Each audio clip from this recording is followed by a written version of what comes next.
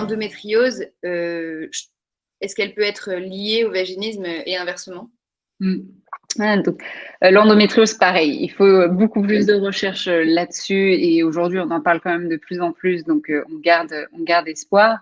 L'endométriose, en fait, pour faire un petit peu vulgariser, c'est des bouts de l'endomètre. Alors, chaque mois, l'endomètre grossit, évolue et se désagrège au moment des règles et donc il y a le sang qui s'écoule. L'endométriose, c'est quand on a justement ces tissus de l'endomètre qui se greffent autre part.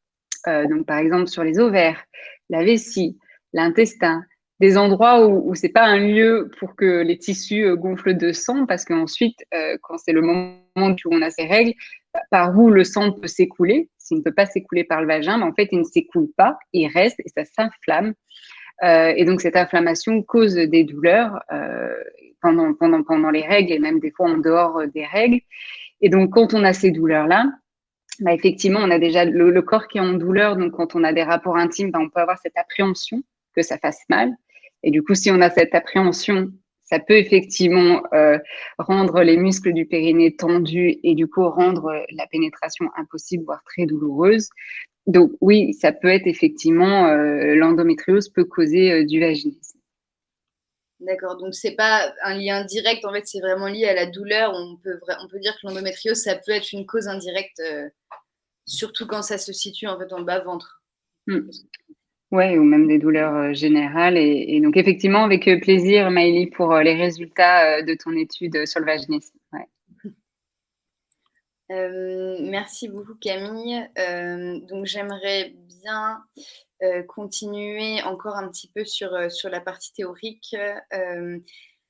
Est-ce qu'il y a une différence entre un vaginisme et un périnée hypercontracté?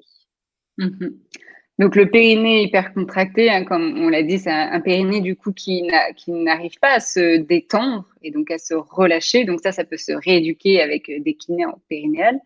Donc, un périnée hypercontracté ne donne pas forcément du vaginisme, mais par contre, on peut faire l'hypothèse que ça rend des rapports assez douloureux puisque les muscles sont contractés. Donc, s'il y a pénétration, ça peut être effectivement douloureux. Et le vaginisme, par contre, par définition, c'est un périnée qui est hypertonique. Et donc, justement, une piste de traitement pour soigner le vaginisme, c'est justement d'apprendre à détendre les muscles du périnée, ce qui passe par une détente aussi globale du corps, mais on y reviendra. Et donc voilà. Et c'est ce qu'on propose aussi dans le programme vaginisme, je me permets de le souligner. Ouais. Effectivement, très complet ce programme. Vraiment excellent ce programme. Non, c'est vrai, on dit ça parce qu'on est contente de l'avoir sorti. C'était beaucoup de travail et là, on voit qu'il y a vraiment pas mal de personnes qui s'y intéressent, qui l'achètent. Et on a hâte en tout cas d'avoir vos retours là-dessus. Ouais, là, on attend les premiers retours et tout, donc ça va être top.